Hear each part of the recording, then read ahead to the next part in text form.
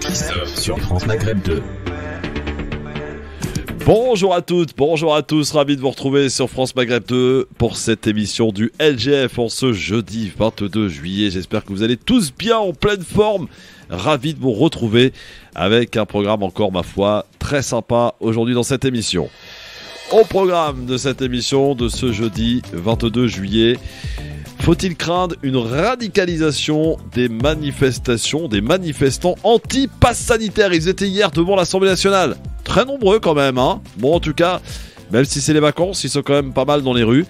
Est-ce que ça présage une rentrée très agitée avec ce pass sanitaire qui est rentré en jeu hier, avec une baisse de fréquentation, par exemple, Tiens-Quoi Boulevard, moins 40% pour le premier jour du pass sanitaire.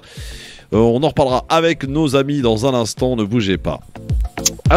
Deux invités aujourd'hui dans cette émission, il est déjà là. Et oui, forcément très en avance, Salem Belkacem avec nous, membre de la première promotion École de l'Engagement. Qu'est-ce que l'École de l'Engagement? Réponse avec lui tout à l'heure à 17h. Et puis on recevra une médecin grande gueule, Sabrina Ali Benali. Elle est médecin aux urgences médicales de Paris, auteure de La révolte d'une interne. Elle sera avec nous pour nous parler évidemment principalement des conditions dans les hôpitaux, catastrophiques selon elle.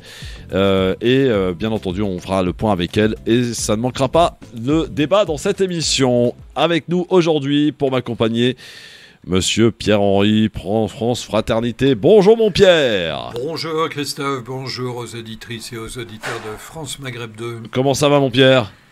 Avec le soleil, plutôt bien. Bon, j'en profite puisque toi tu aimes Marseille pour remercier les auditeurs de Marseille sur le 93.8 puisque les sondages ce matin sont tombés et confirment comme première radio thématique franco-maghrébine sur Marseille, France Maghreb 2, plus que jamais, number one à Marseille et sa région. Bravo et merci à tous. On vous rappelle, on sera la semaine prochaine à Marseille, justement, l'équipe de France Maghreb 2 qui débarque dans la cité phocéenne, mon cher Pierre. Les Marseillais sont fidèles. Eh bien, c'est normal. Oui, bah voilà. En tout cas, et je tenais aussi Et donc, oui. Pour les saisons 2021-2022, oui. Tu seras plus mesuré à l'égard de l'OM. Ça, c'est une autre histoire, mon cher Pierre. On en reparlera. Bon. Et on remercie aussi les auditeurs d'Orléans. On a fait une grosse percée à Orléans pour les sondages. Merci beaucoup à Orléans. On a triplé l'audience du côté de Orléans. Donc, bravo Orléanais. Karim Alouage, banquier d'affaires. Comment ça va, mon Karim? Ça va bien. Bonjour aux auditrices et aux auditeurs. Et toujours très heureux. Bonjour Pierre-Henri. Bonjour Karim. De me retrouver avec vous en présentiel. Ah oui, ça fait du bien. Hein. Ça y est, c'est fini le télétravail. Terminé. Hop. Et puis avec nous aujourd'hui... Et puis d'autant plus qu'on a notre passe sanitaire. Oui. Nous sommes en règle. Nous sommes en règle. Sanitairement parlant. Ouais, mais commencez pas, on va en parler dans un instant. Voilà, absolument. Ah, j'ai une info les amis qui vient de tomber. Oui. Valérie Pécresse annonce sa candidature à la présidentielle.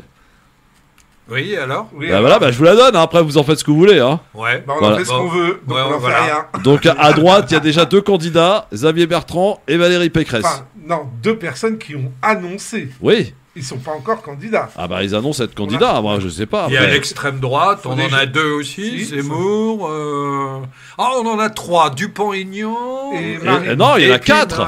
Et Philippot, s'il y va, il a dit qu'il y allait. Ouais, quatre. Ouais. Tiens, moi j'ai rencontré quelqu'un hier qui va peut-être y aller. Qui? Il s'appelle Arnaud. Arnaud Montebourg. Oui. Ah. J'ai pris un verre avec lui hier. Ah ouais. Bon. Il va bien. Avec Pierre-Henri, on se pose la question, on y va ou on y va pas? Faut qu'on y réfléchisse. On va se consulter. On peut toujours faire une annonce. Oui, avec Pierre-Henri, on fera une annonce à la rentrée. Ouais. Très bien. Bon, merci les gars. Aujourd'hui, exceptionnellement, il a vu le casting, il s'est dit, il faut que je vienne. La belle histoire est avec nous. Comment ça va, la belle histoire? Bonjour à toutes et à tous, j'espère que vous allez bien, que vous avez fêté une bonne fête de l'Aïd pour ceux qui sont concernés. Ah oui. Et je salue mes amis Pierre-Henri et Karim Alouage. Eh bien, salut, tu vas bien? Ça va et toi? Oui.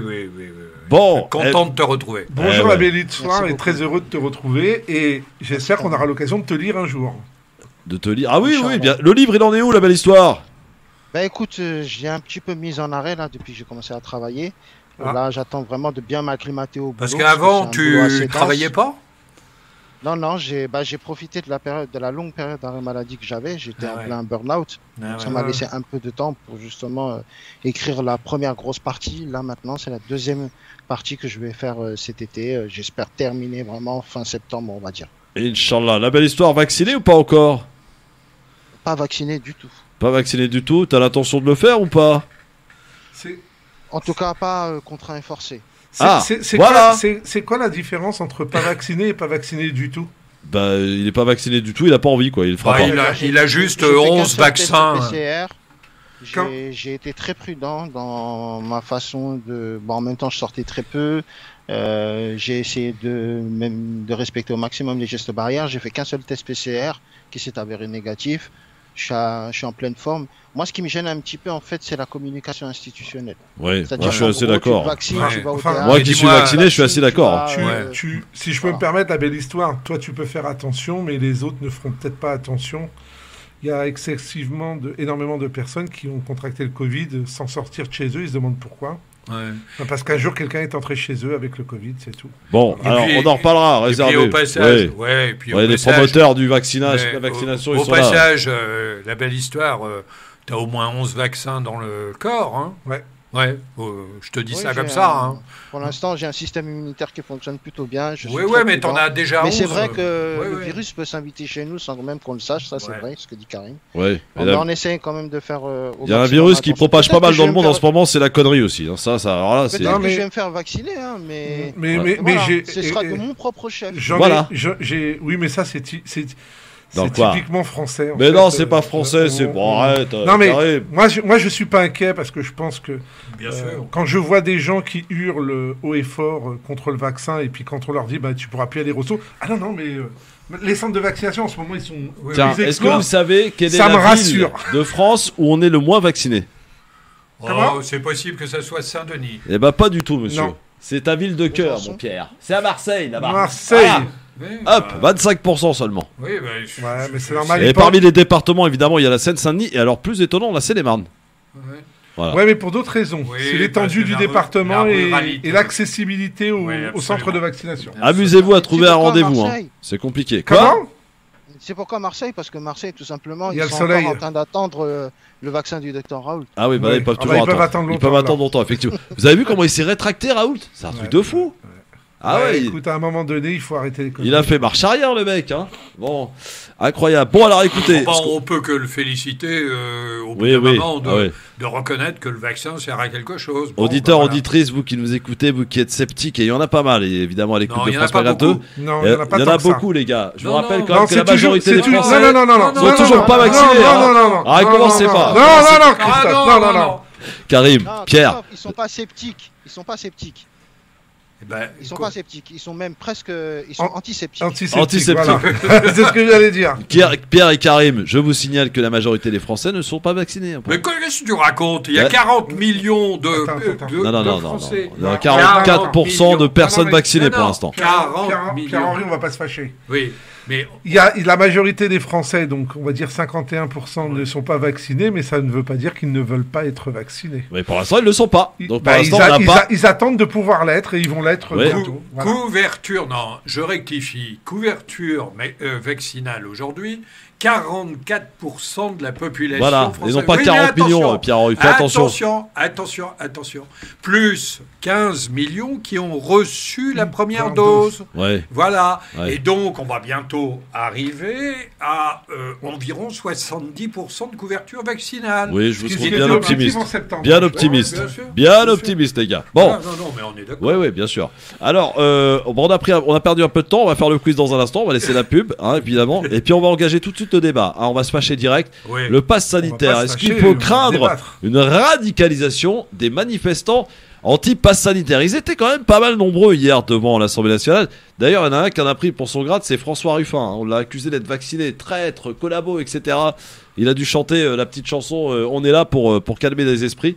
Devant l'Assemblée nationale qui, vous le savez, sont réunis en ce moment pour justement parler et débattre autour de ce pass sanitaire. Il y a des guignols à l'intérieur de l'Assemblée nationale. Oui, c'est vrai ça.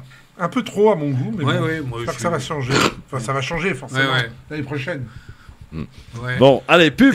Il est temps, à tout de suite.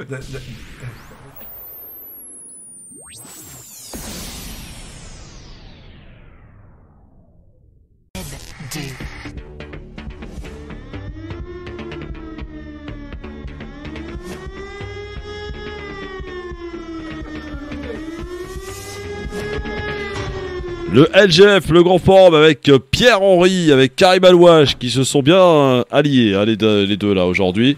Ça va être sympa. La belle histoire aussi est avec nous. Ça fait plaisir à quelques auditeurs, ça j'en suis sûr. Et vous allez pouvoir nous appeler pour prendre part au débat dans un instant.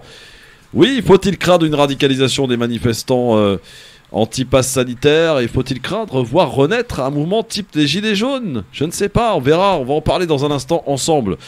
Mais pour l'heure, et pour commencer, c'est le fameux quiz. Ah, la belle histoire est très forte, faites gaffe. Hein. Avec des questions dont voici la première, qui ont tout un rapport évidemment avec la date d'aujourd'hui. Nous sommes le 22 juillet. Question à 1 point.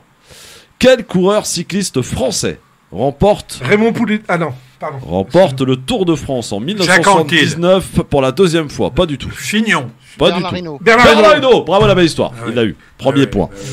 Attention...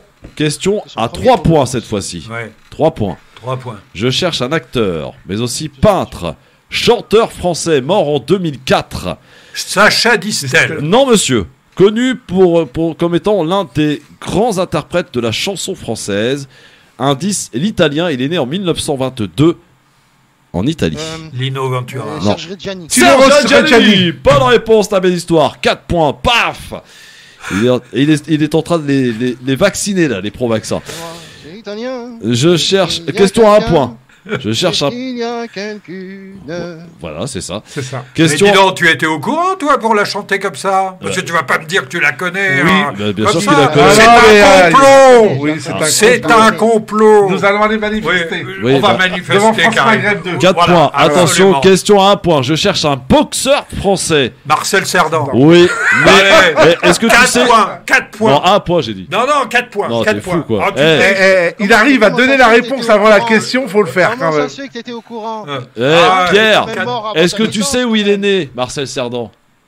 À Marseille. Non, pas du tout. Il est Bon. né à Sidi Bel Abbès, en Algérie, en 1916. Ouais. Il est mort dans un accident d'avion, vous vous en Oui, souvenez? oui. Oui. Enfin, vous en souvenez. Vous Oui, le oui. savez, en 1949. Il n'y a que Oui. Pierre qui était vivant. Si, ça. si, Oui, je me on- souviens, Pierre-Henri. 4-1, attention. Non, 4-4. Non, 4-1. Je cherche, question à 4 points. Je cherche une comédienne française, mais aussi animatrice de radio. Elle est née en 1941. Elle a officié Sacha notamment... Béranger. Oh là là, magnifique. Ouais, alors. Alors là... Voilà, non, là. Sacha Béranger. Est-ce que Non, vous non, saviez non. qu'elle avait joué dans Sous le Soleil, dans la série sur TF1? Je ne savais pas.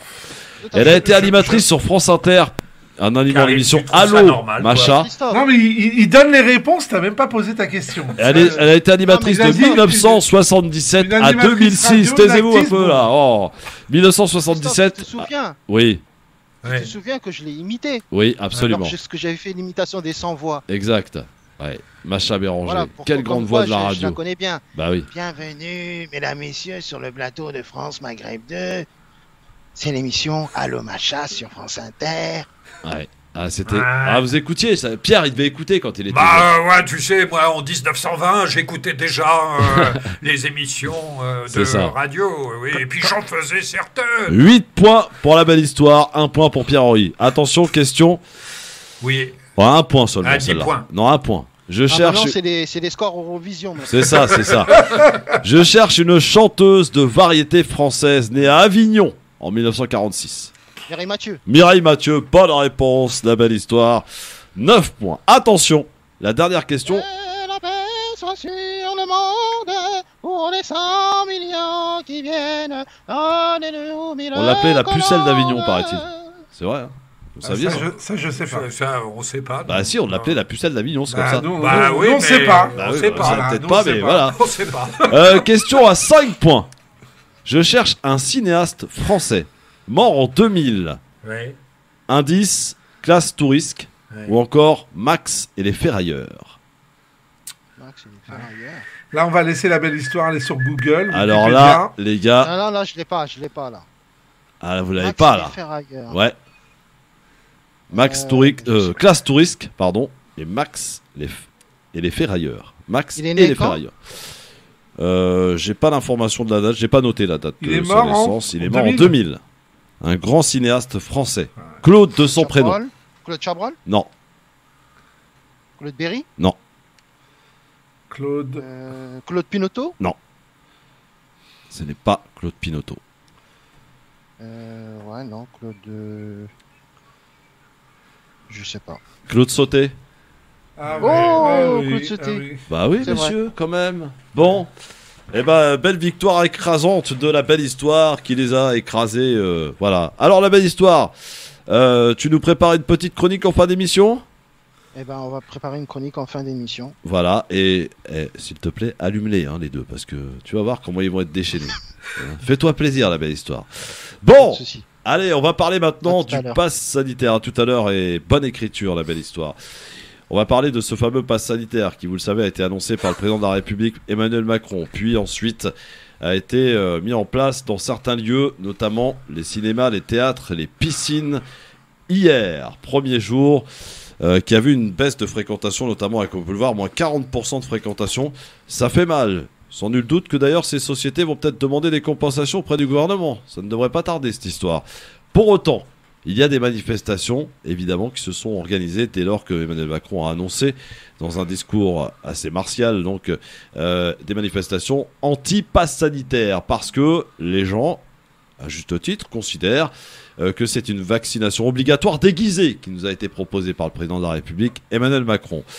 À ce titre, donc, des gens ne sont pas d'accord et effectivement veulent conserver une certaine liberté et manifestent dans les rues, comme à Paris, à Toulouse, à Lille, dans pas mal de villes de France. Ils étaient d'ailleurs hier à l'Assemblée nationale où ont débuté les débats autour de ce pass sanitaire à l'Assemblée nationale, puis après au Sénat.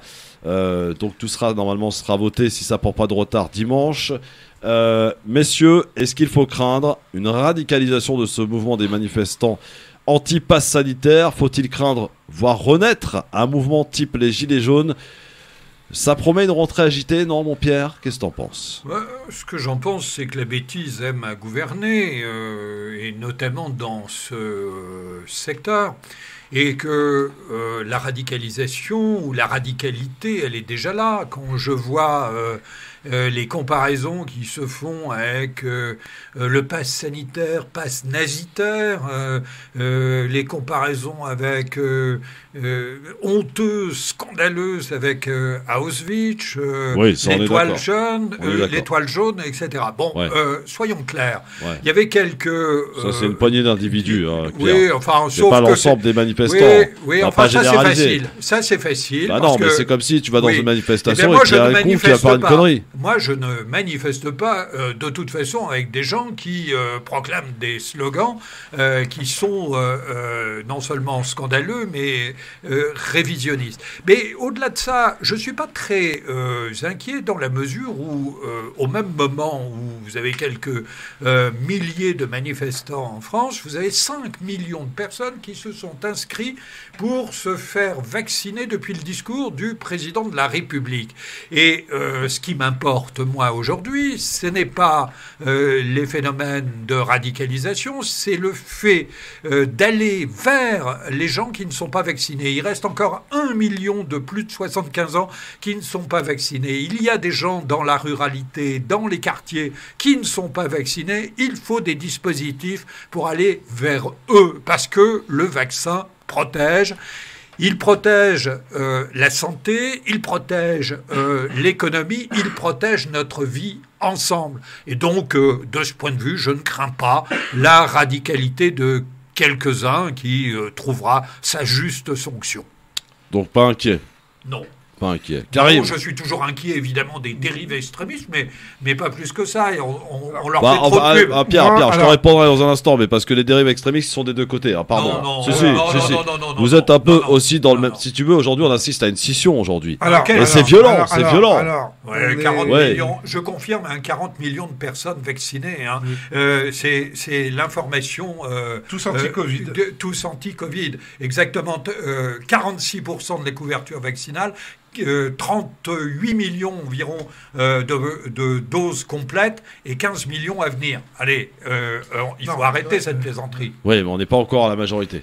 Attends, c'est déjà pas mal. On n'y est pas encore. C'est déjà pas mal.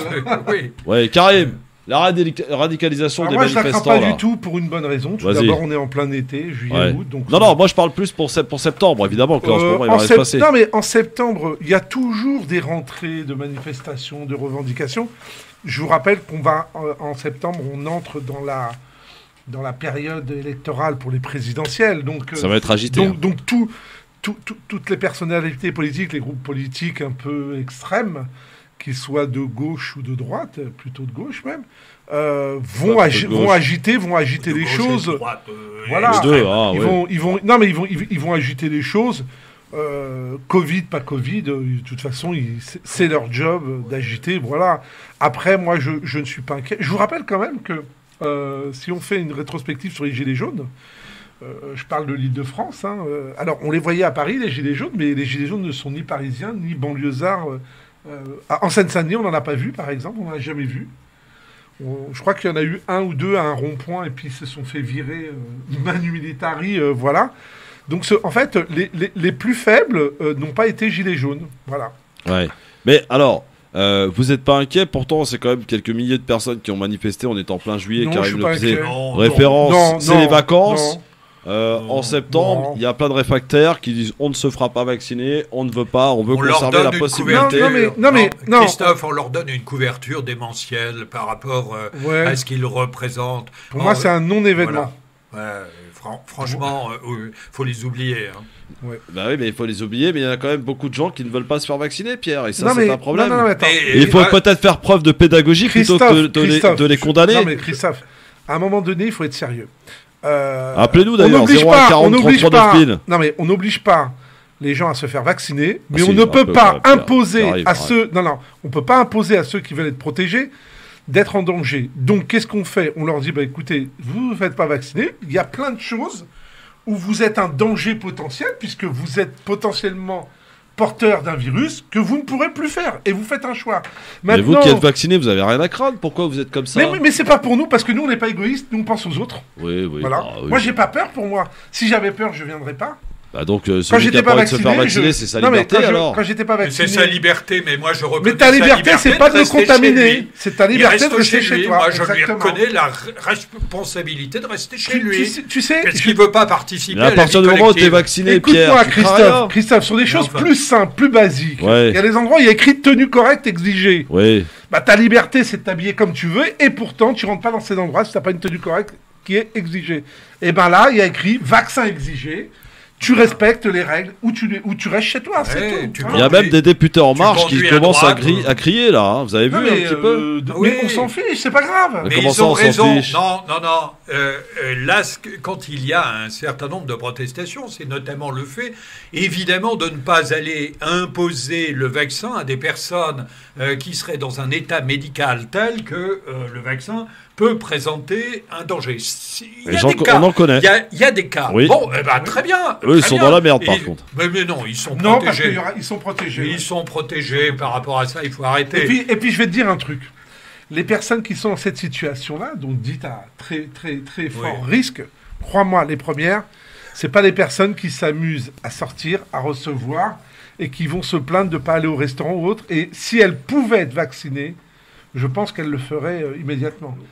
Moi, je suis sidéré, par exemple, de découvrir que dans les EHPAD, on a des gens fragiles, quasiment, je ne sais plus, presque 50% du personnel a refusé d'être vacciné. Non, mais ça, c'est un véritable scandale que le personnel médical c'est pas acceptable. C'est pas acceptable. Mais bien sûr que non. Mais la liberté, messieurs. Mais la liberté de contaminer. Karim, Pierre, il y a un an... Tu n'as pas la liberté de tuer. Karim, voilà. Tu le sais très bien, il y a un an, les soignants, on leur demandait de venir travailler même malades, d'accord? Mais il y a un an, il n'y avait pas le vaccin, Attends, écoute-moi. Et ils avaient même pas de quoi, d'ailleurs, mettre leur blouse. Ils auraient été obligés d'aller acheter chez le roi Merlin des protections. On les applaudissait chaque soir. Et là, un an après, on leur donne un ultimatum au 15 septembre. Si vous n'êtes pas vacciné, vous dégagez. Alors, Christophe... Franchement, c'est se foutre de la gueule du monde. Ils ont fermé 1600 lits de réanimation, l'État. Non, Christophe, on va refaire le débat. Déjà, l'état des hôpitaux... Catastrophique. C'est pas Macron, c'est pas Pierre Paul Jacques, c'est 20 ans ou 25 ans de gestion d'État. Mais tu peux pas. Il te faudrait 10 mandats pour réparer ça. Alors, mais pourquoi il a fermé 1600 La deuxième chose, c'est pas des lits qui ont été fermés, c'est des lits supplémentaires qui avaient été ouverts face à l'afflux massif en réa, et aujourd'hui, on n'a pas de problème en réa, on a de la place. Ce qu'on ne veut pas, c'est que les gens aillent en réa. C'est pas la même chose. Ouais. Avant, on faisait une course contre les moyens.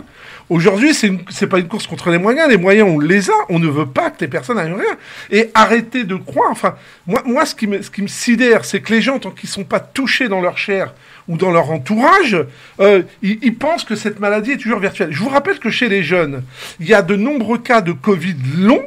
C'est des Covid qui vous envoient pas à l'hôpital, mais qui vous mettent KO pendant des mois et des mois, voire peut-être demain des années. Et on n'en sait rien. Dérisoire parmi les jeunes dans les morts, Karim, vous le savez. Comment ça, il est dérisoire? Et ben moi, je vais te dire une chose. Même c'est un seul, c'est un de trop. C'est un trop pour moi. Et moi, je ne serais pas dans cette logique statistique. Il faut arrêter de dire jeunes, on nous l'a dit, les spécialistes, les gens ne meurent pas du Covid. Écoute, 95% survivent et 5% ne survivent pas. Oui. Il y a plus de 2 milliards de personnes sur cette terre qui ont attrapé le Covid. Tu sais combien ça fait, 5% de 2 milliards? Ben, ça fait un grand nombre de personnes. Non mais je suis d'accord, mais la plupart des gens qui sont morts du Covid ont plus de 50 ans. On ne peut pas réfléchir. Va parler à ceux qui ont perdu un père, une mère, un enfant. Et comment les gens qui ont moins de 50 ans ont été contaminés par des jeunes, en l'occurrence, et donc il est normal que la couverture vaccinale s'étende aujourd'hui aux plus jeunes, de manière à ce que l'ensemble de la population soit dans l'immunité. Vous n'avez pas pensé à un truc simple, tracer, tracer les gens qui sont effectivement qui sont censés être risques, à savoir les personnes de plus de 50 ans, les personnes avec une comorbidité, les isoler. Et laisser se propager le virus. L'immunité collective. L'immunité collective. Oui, bien sûr. Moi, personnellement. À la Boris Johnson. Voilà. Et puis après, il a vacciné toute la population. Attendez, calmez-vous. Moi, j'ai 44 ans. Et ensuite, il vient demander un pass sanitaire. J'ai 44 ans. Je suis en parfaite santé. Je me suis fait vacciner. J'en avais peut-être pas besoin. Non, mais. Et alors, Christophe. Parce que j'aurais attrapé le Covid, j'aurais survécu au Covid. Tu sais pas. Christophe, je l'ai attrapé, j'avais rien, j'étais pas un cas de comorbidité. T'as plus de 50 ans, mon Karim. Mais ça veut rien dire. Bah si. Mais non, le problème, c'est arrêtez vos conneries. Et puis je vais te dire un truc. Tu vas isoler les plus de 50 ans. Mais les plus de 50 ans, pour la grande majorité, ils sont parents et ils ont des enfants de 20-22 ans. Donc tu dégages les gosses dehors aussi. Tu fais comment? On s'organise. On a demandé aux gens de aller voir les grands-parents pendant un an. Le vaccin, il y en a. Écoute, moi, quand j'étais à l'école, je me souviens très bien de mes petits camarades certains avaient la poliomyélite, il y avait encore la tuberculose. Aujourd'hui, en gros, ça, c'est fini. En tout cas, sur la poliomyélite.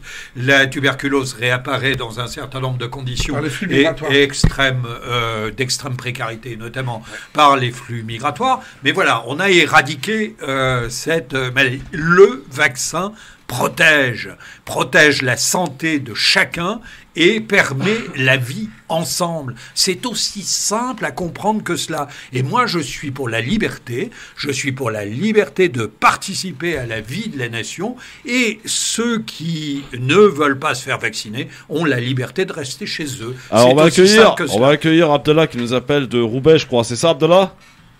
C'est ça, de Roubaix dans le nord, dans la banlieue de Lille. Dans la banlieue de Lille, à Roubaix. Comment ça va, mon Abdallah ? Ça va et toi, Christophe? Ça va très bien, alors. Qu'est-ce que tu as à dire, toi? Tes invités, Karim et Pierre, Aïd Koumabrouk. Merci, Aïd Koumabrouk. Bonjour. Alors, ton avis là-dessus? Écoutez, moi, je vous appelle parce que, je suis pas un anti-vaccin parce que, les vaccins, ils ont quand même permis de sauver quelques virus, mais moi, ce qui me gêne un peu, c'est, je sais pas si vous avez vu hier, à l'Assemblée nationale, comment c'était chaud et comment Ferrand a refusé le pass sanitaire. Scandaleux. C'est scandaleux. Attends, ils sont pas d'accord en plus. Vous êtes pas d'accord avec ça? C'est scandaleux, les gars. On propose au peuple, mais à eux, on se refuse. On rappelle, une députée a proposé à ce que le pass sanitaire soit aussi entre en vigueur à l'Assemblée nationale. Le président de l'Assemblée nationale refuse. Comment voulez-vous que les gens soient disciplinés alors que les gens là-haut ne respectent absolument rien? Personnellement, je l'ai fait parce que je suis diabétique, j'ai fait le vaccin, je pense que je l'ai pas fait. J'ai fait la première dose, là. Mais franchement, quand j'ai vu ça, j'ai dit, ça me met encore plus le doute dans ma tête. Oui, bon, Abdallah, mais bon. Alors que faites ce que je dis, pas ce que je fais. Télé, justement, des exemples, les ministres, le président, faire des vaccins devant nous, pour nous prouver justement qu'on n'a rien à craindre. Exactement. Merci, mon Abdallah de Roubaix. L'Assemblée nationale refuse, Véran veut pas du pass sanitaire à l'Assemblée nationale. Vous trouvez ça normal, les gars? Là, je vous sens beaucoup moins. Hein, c'est là. Non, mais moi, j'ai pas de problème avec ça. Le pass sanitaire. Il est valable pour les petits peuples, mais pas pour les autres. Je suis pour dans tous les lieux collectifs, dès lors qu'il y a une activité collective. Donc je ne vais pas commencer à dire ici, j'en veux pas, etc. Je rappelle que, par exemple, pour les manifestations sportives, le pass sanitaire va être obligatoire. Ouais. Il y a par exemple un match de l'OM contre Villarreal. Là, il va y avoir 30 000 personnes dans le stade. Elles sont obligées d'avoir le pass à Marseille, sanitaire. Oui, contre Braga. Paris a gagné contre les Allemands. Ah bon Paris, c'est qui ça? Paris Saint-Germain, tu connais? Une petite équipe. Non, petite équipe. Petite équipe. Avec une tour Eiffel. Avec un chapeau pointu. Voilà, non, écoute. Carré, l'Assemblée nationale quand même. Non, mais moi j'ai une position très claire. Soit vous vous faites vacciner, soit vous restez chez vous. Et le pass sanitaire, c'est la solution. Mais on t'oblige pas. Non, mais on t'oblige pas. Moi, je suis favorable au pass sanitaire. J'ai pas de problème avec ça. J'ai pas de raison. Mais bien sûr. Mais pourquoi ils refusent, Ferrand, là? Eh ben, c'est pas correct. On doit pas. Non, mais nous sommes logiques. On est favorable. Moi, je suis pour le pass sanitaire dans tous les lieux publics. Ouais. C'est pas pour protéger celui qui veut pas être vacciné, c'est pour protéger celui qui ne veut pas être contaminé ou contaminant. Voilà, on va parler de terme de contaminant. C'est-à-dire véhiculer le virus chez lui, dans sa famille, peu importe. C'est tout. Et c'est comme ça. Que le président de l'Assemblée nationale soit contre, il n'est pas dans une logique, c'est tout. L'argument donné par Ferrand est le suivant. Il dit cette proposition risque d'être invalidée par le Conseil constitutionnel en raison d'une possible entrave à l'exercice de la démocratie, parce que si par hasard il y a des parlementaires qui sont anti-vaccins, si on les empêche de rentrer à l'Assemblée nationale, on empêche l'exercice de la démocratie. Et voilà l'argument. Et voilà l'argument avancé par Ferrand. Moi, c'est valable pour le petit peuple aussi. Non. Pourquoi les députés ont plus de privilèges? Non, l'exercice de la démocratie, c'est le fait. La démocratie, c'est aussi ça. Et le fait d'apposer un critère obligatoire fait que ceux qui ne répondraient pas à ce critère ou qui ne souhaiteraient pas y répondre ne pourraient plus exercer ce mandat. Voilà. Ce qu'il aurait fallu faire en amont, mais à l'époque on ne pouvait pas le prévoir, c'était de dire ne peut être candidat que quelqu'un qui a le pass sanitaire. Ça viendra peut-être un jour. Ceci étant dit, à un moment... je suis pas sûr que ça soit... Ça va durer combien de temps, cette histoire, d'ailleurs, du pass sanitaire? là où c'est pour la vie, ça y est, là? Non, mais là où a raison... Pourquoi le pass sanitaire pour la vie? Mais il faut casser la 4e vague. Voilà. Et une fois qu'on aura mis le virus à distance, de toute façon, il faut prévoir une vaccination probablement renouvelée. Comme la grippe. Mais comme la grippe. Et ça protège. Voilà. Salim de l'Essol est avec nous. Et en plus, c'est gratuit. Le système est quand même formidable dans ce pays. Oui. Parce que, mais au passage, il faut aussi le dire. Tout est gratuit. Il faut aussi le dire, parce qu'au bout d'un moment, moi, j'ai pas envie de payer la réanimation, pour les gens qui ne se font pas vacciner, qui sont irresponsables. Je précise, par exemple, qu'en Italie, ils viennent d'annoncer que toute personne non vaccinée qui rentrerait en réanimation paierait un minimum de 2 000 €. Scandaleux. Mais c'est scandaleux, Pierre. Tu ne peux pas ce système. T'es pas un gaucho, toi. Mais tu n'as pas. T'es un gaucho, toi, ou pas? Mais moi, je suis plein de bon sens. Qu'est-ce que ça veut dire, gaucho? T'es à gauche ou pas? Christophe, il n'a pas dit tu peux pas dire ça. Système. Il a dit, regardez ce qui se passe ailleurs. Et c'est vrai qu'en France, je suis désolé, tu peux faire autant de tests que tu veux, c'est gratuit. Je te rappelle que ça va être payant à l'automne. Non, attends. Ça va être payant. En Espagne, depuis le début, c'est payant. Ça vaut 120 balles. En Allemagne, c'est 70 €. Donc, à un moment donné, on ne peut pas demander à un pays de mettre des moyens, de gérer économiquement une crise sanitaire, de payer des salaires, de payer des indemnités, de payer du chômage, de payer tout ça gratuitement, des vaccins et autres, et de l'autre côté, avoir des gens qui disent, de toute façon, tout ce que tu me proposes, je veux rien. Bon, Salim de l'Essol, salut mon Salim. Oui, bonjour tout le monde. Bonjour mon Salim, viens m'aider un peu là. À la question, est-ce qu'on est inquiet ou pas inquiet? Moi, personnellement, ça m'inquiète pas dans la mesure où... de toute façon, je sais que ça va se reproduire samedi, il y aura des manifs. Et pour moi, personnellement, je pense que la crise, elle a été très très mal gérée depuis l'année dernière. Parce que je discutais avec un des chroniqueurs récemment, qui m'expliquait que en Chine, ils ont vacciné 1,442 milliard de personnes. Et sachant que qu'ils n'étaient pas forcément obligés, mais qu'on leur a expliqué, que les autorités ont expliqué le pourquoi et le comment, alors qu'en France, ça a été très très mal fait, très très mal géré. Ah oui, c'est formidable. Pas de pédagogie, pas de pédagogie. Oh bah bien sûr. Alors on vient vanter le modèle chinois formidable, dont on découvre d'ailleurs que le vaccin, en l'occurrence, a un taux de protection beaucoup plus faible que ouais, mais on les a autres. pas. En Chine, comme tu dis, on les a pas obligés. On les a pas obligés à se vacciner là-bas. On les a pas obligés. Pourtant, le régime chinois, tu connais. Ah oui, voilà. Quoi, il y a très peu de pays. Il y a très peu de pays où on a fait ça. On les a pas obligés, non. Fermeture totale. Oui. Vous avez le Covid, on vous enferme chez vous et vous n'avez pas intérêt à sortir. Sinon, ça a marché. C'est ça que tu voulais. Ça a marché. Ah, c'est ça que tu voulais pour la dictature, ça. Et c'est quoi d'obliger les gens à les faire vacciner si c'est pas de la dictature sanitaire? Je viens de comprendre que les anti-vaccins étaient pour qu'on enferme les gens. Je suis pas anti-vaccin puisque je suis moi-même vacciné. Merci mon Salim. Allez, pub dans un instant, vos appels. Il y a des gens qui ont des choses à dire là. Il faut écouter le peuple un peu, les amis. Il faut redescendre un peu de votre planète. 01 40 33 9000. Sur France Maghreb 2, le peuple s'exprime. Je sais que des fois ça pique, mais c'est comme ça. Le peuple, c'est nous.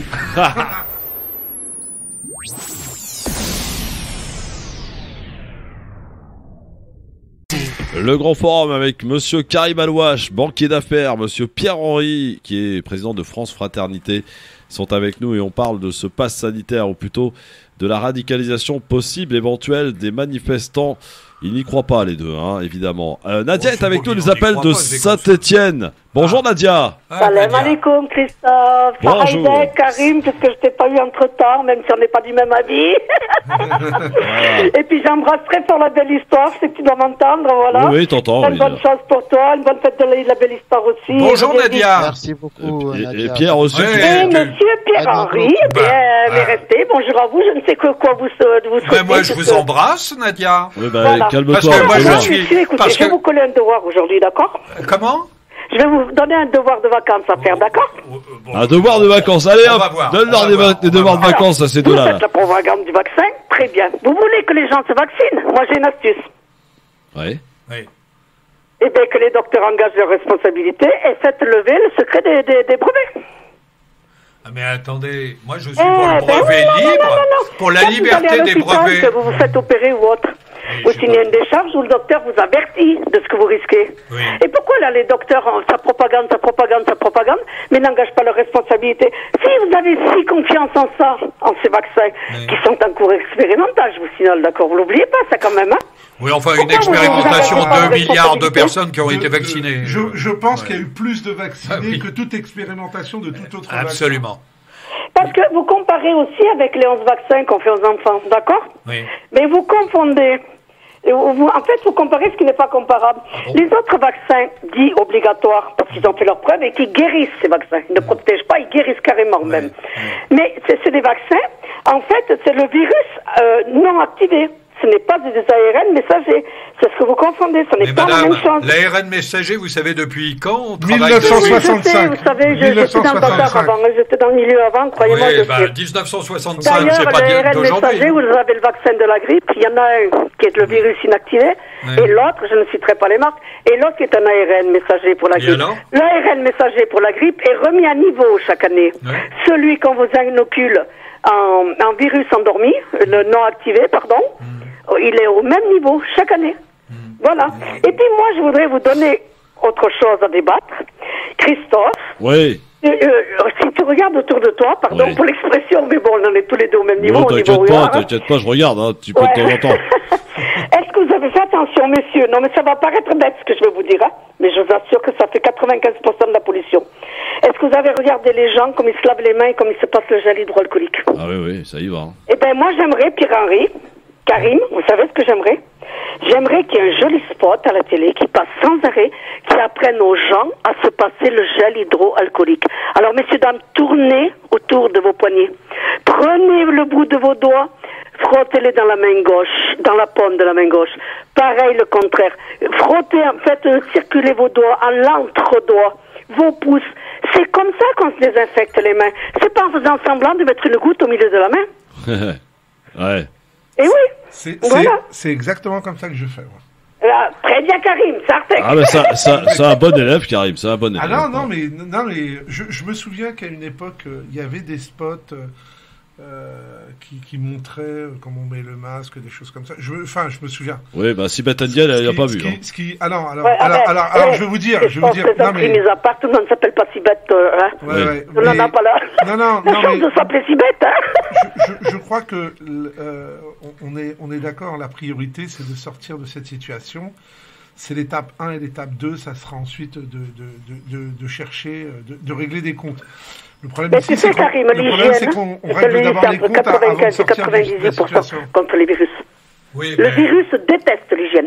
Oui, non, mais ça est très vrai. Et d'ailleurs, c'est bien pour ça qu'il y a beaucoup moins de gastro-entérite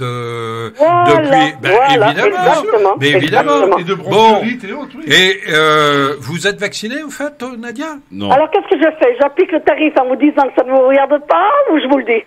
Bah, dites-le moi. Dites-le nous, mais moi je pense que vous l'êtes. Il y a un autre point que je voulais soulever avec vous. Ouais, mais vous l'êtes en réalité. Moi je pense que vous êtes vacciné. Vous êtes vacciné. Trouvez qu'il y a beaucoup de chômage dans ce pays?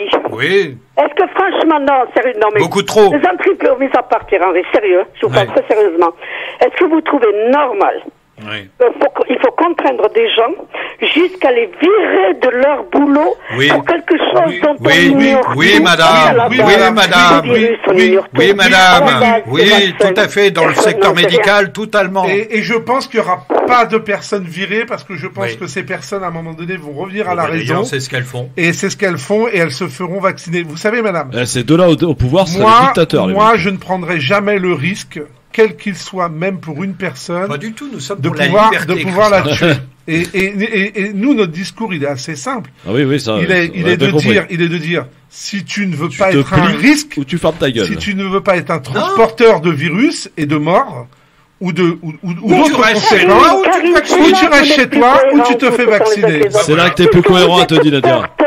Du virus quand même. Vacciné ou pas, vous êtes porteur du virus. Peut-être un peu moins fort, mais vous êtes porteur. Ah oui, parce que en l'occurrence, vous avez... Laissez parler Nadia. Nadia, vous venez de dire l'essentiel. C'est vous qui allez lui le reformer. Mais arrêtez.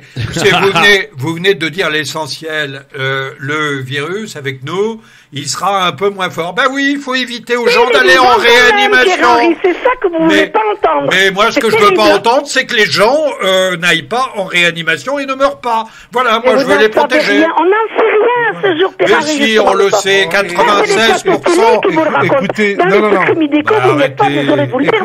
Et au passage, vous êtes vacciné, madame. Oui, j'en suis certain. Ah si, j'en suis certain. Nadia, vous n'êtes pas vacciné, hein. Et comment ils vont faire, Père Henri, ceux qui ne peuvent pas se faire vacciner parce que vous savez que ça existe? C'est autre chose, ça. On vient de vous le dire, d'ailleurs. On vient d'y répondre, c'est autre chose. Et comment c'est autre chose? Non. Les personnes qui ne peuvent pas être vaccinées, tout sera fait pour qu'ils puissent l'être. Et ceux qui ne peuvent pas pour des raisons médicales, croyez-moi, ce ne sont pas des gens qui vont sortir, ni aller au restaurant, ni aller au cinéma, parce que déjà pour eux, depuis 2 ans, depuis un an et demi, ils sont en danger de mort permanent. Oui, mais Karim, ces gens, ils vont faire leurs courses. Non. Ah ben moi je connais des gens qui. Les gens, ils vont chez non. À un moment donné, ils vont croiser quelqu'un vacciné ou pas qui est porteur. Écoutez-moi, je veux vous dire que ces gens-là, moi je connais des gens qui sont très à risque et tellement à risque qu'ils ne peuvent. J'en connais une, il y en a une que je connais même très bien. Non, mais qui ne peuvent pas être vaccinés. Ces gens-là ne sortent pas. Non, moi je connais une personne moi, j'en très connais bien. Une qui est avocate. Elle va pas faire ses courses parce qu'elle me dit. Bah, elle fait comment? Il y a des gens qui lui portent les courses, elle s'arrange. Ouais, mais tu rigoles quoi, la publicité sociale? Mais non, mais je connais une personne qui est effectivement confrontée, que vous connaissez, qui est dans l'équipe du LGF. Elle ne peut pas se faire vacciner. Le docteur lui a dit non, tu ne te feras pas vacciner, c'est dangereux pour toi parce que déjà t'as eu le Covid et on voit les résultats que ça a donné. Tu ne dois pas te faire vacciner. Elle fait comment? Si elle a eu le Covid, il y a des dispenses médicales. Bon, Nadia, je vous embrasse, hein, on n'aura pas réussi. Moi aussi. Alors, travaillez, s'il vous plaît, pour le La publicité, là. En tout cas, se lever les mains. Si on nous propose de tourner une pub là-dessus, on le fera volontiers avec Pierre-Henri. Bon, merci Nadia. On y va quand vous voulez. Et même à Marseille. Et vous avez bien eu raison de vous vacciner, chère Nadia. C'est plus facile pour vous joindre. Et vous avez raison d'avoir rejoint le clan des vaccinés, madame. T'as pas dit qu'elle était vaccinée. Pierre-Henri, et je ne le serai pas, désolé. Voilà, elle n'est pas. Hop là, désolé pour toi, mon vieux. Salut Nadia, à bientôt. Bon, on va accueillir notre invité qui est spectateur depuis tout à l'heure, hein, Monsieur Salem Belkacem. Bonjour. Bonjour, merci pour votre invitation. Comment ça va? Très bien. T'as vu, ils sont agités, hein? Très très agités, ouais, c'est vrai, ça divise vraiment la société. Ouais, bah voilà, c'est ça, il l'a dit. Ça divise la société. Il l'a dit. Habituellement, on n'est pas d'accord sur de nombreux sujets. Oui. Nous, ce sujet-là, il nous a réunis. Oui, mais là, il a raison. Vous êtes devenus des grands amis? Mais on était déjà des grands amis. C'est parce qu'on a des avis qui sont... Oh, les faux culs, les mecs.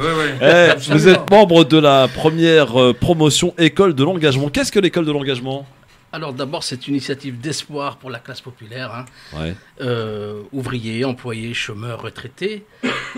Cette idée de l'école est de changer la représentativité du système politique et former et aider à l'engagement la classe populaire au sein du système politique. C'est-à-dire que ce constat de savoir que les classes populaires sont très peu représentées dans les institutions politiques et autres existe depuis longtemps et ça crée et ça pose un réel problème. Les fondateurs de cette école, qui est fondée notamment par Philippe Lebrun, qui est élu municipalité à Louviers, accompagné de bénévoles, sont basés sur deux constats. 80% des députés sont cadres, alors que 80% des Français ne le sont pas. Il n'y a plus qu'un seul ouvrier à l'Assemblée nationale et moins de 5% d'employés. C'est pas Mélenchon. Hein. Et moins 5% d'employés. Alors que la moitié des Français sont ouvriers ou employés. Donc il y a un vrai problème. Oui, mais alors comment contrer à tout cela? Justement, si vous permettez, je vais répondre à votre question, mais avant ça, je voudrais quand même développer un sujet. Ce manque de représentativité pousse aussi à l'abstention. Je vous le cache, vous le savez très bien, les élections régionales département a donné environ 60% d'abstention au niveau national. Et on constate que voire plus même.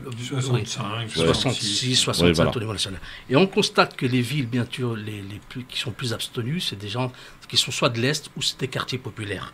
Exemple, Vaux-en-Velin, 87,4. Clichy-sous-Bois dans le 93, que Karim connaît très bien, c'est 86%. Bien sûr. D'accord. Saint-Denis, La Courneuve, c'est plus de 70%. Donc il y a un réel problème. Aubervilliers, même chose. Bondy, 70%.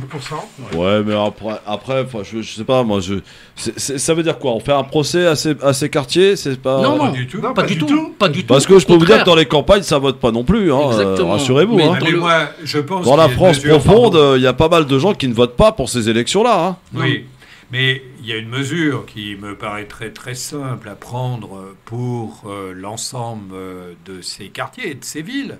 C'est notamment d'instaurer le droit de vote aux étrangers résidant depuis 5 ans dans ces villes. Vous verriez, François Hollande, il avait promis, il ne l'a pas fait. De toute façon, c'est une promesse depuis 1980. Oui, c'est vrai. Et moi, j'aimerais bien voir France Maghreb 2 relancer cette affaire de droit de vote aux résidents étrangers aux élections municipales. C'est pas notre boulot, Pierre. Mais si, c'est pas notre boulot, chacun son taf. Alors, Salem Belkacem, l'école de l'engagement. L'école de l'engagement, en quoi ça consiste réellement pour que les gens comprennent bien de quoi il s'agit? L'école d'engagement, à quoi ça consiste? D'abord, c'est une... Ça concerne qui, d'abord? D'abord, ça concerne l'ensemble de la population qui est touchée, l'ensemble de la population. Je m'explique, c'est-à-dire que l'idée, c'est que les créateurs de cette école ont lancé sur Internet la candidature de personnes voulant adhérer à cette école. Il y a eu 300 demandes, 28 élèves ont été sélectionnés de différentes catégories socio-professionnelles, de différents lieux de la France.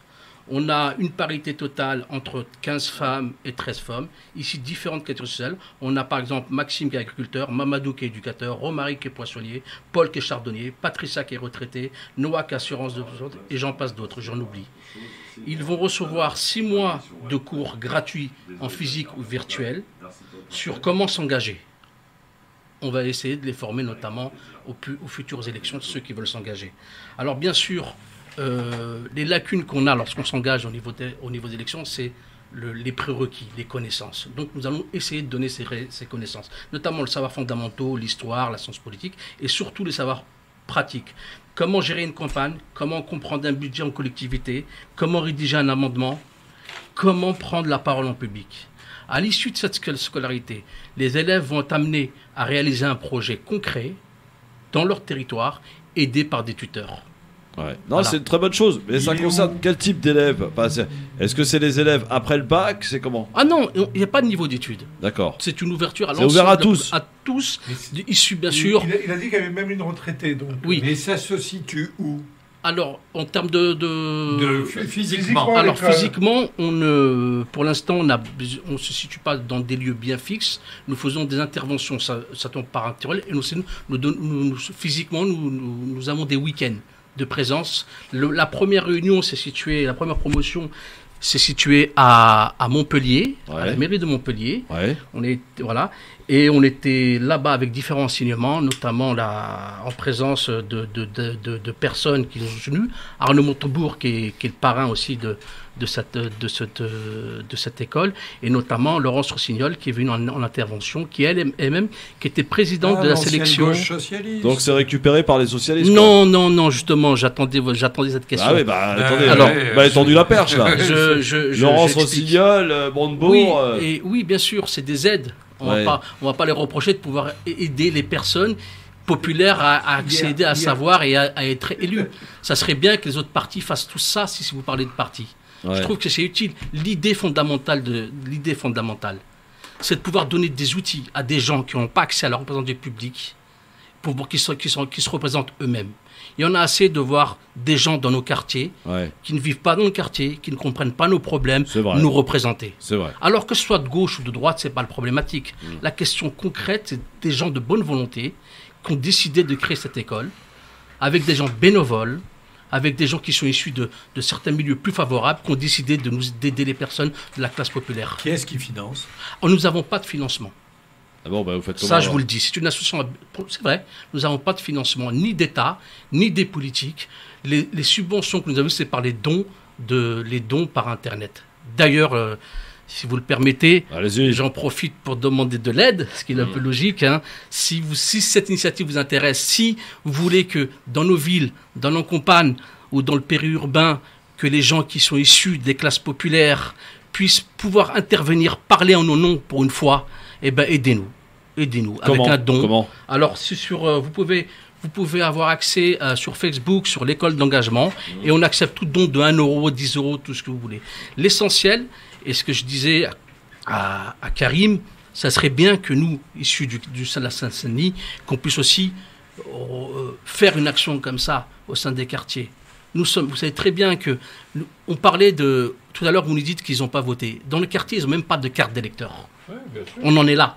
Ouais. C'est-à-dire qu'il y a un travail profond. Pourquoi ils n'ont pas des cartes d'électeurs? Pourquoi ils ne vont pas voter? Parce que le politique ne leur parle pas? Exactement. Parce que le politique les ignore? Parce que les politiques les mettent de côté depuis des années? Je crois que l'idée, elle va au-delà de voter. L'idée, c'est de dire aux personnes qui ne se sentent pas représentées, représentez-vous vous-même et on va vous donner les outils. Moi, je voudrais juste faire une remarque, pas sur l'école, mais sur le processus électoral. Il y a quelque chose dont on ne parle jamais. Et au niveau des candidatures, il y a une extrême grande injustice. C'est que faire une campagne électorale, ça coûte de l'argent. C'est ça. Et donc, faut être honnête. Si vous n'avez pas d'argent, vous ne ferez pas de campagne. Ah oui. C'est ça. Alors on va vous dire, non, mais ne t'inquiète pas. Si tu fais plus de 5%, il faut les faire, les 5%. Déjà, oui. Ça, c'est la première chose. Mais la deuxième chose, vous avez des frais incompressibles que vous allez devoir avancer de l'argent. Et il y a des gens, et j'en ai croisé, un certain nombre, qui me disent, j'aimerais bien y aller, mais même un prêt pour une campagne, je ne l'aurai pas. Et elle est là. Elle démarre ici. On parlait de l'expression de la démocratie. Ça commence par là. Alors, je ne sais pas, je n'ai pas la réponse à ça, parce qu'il faudra bien sélectionner des candidats.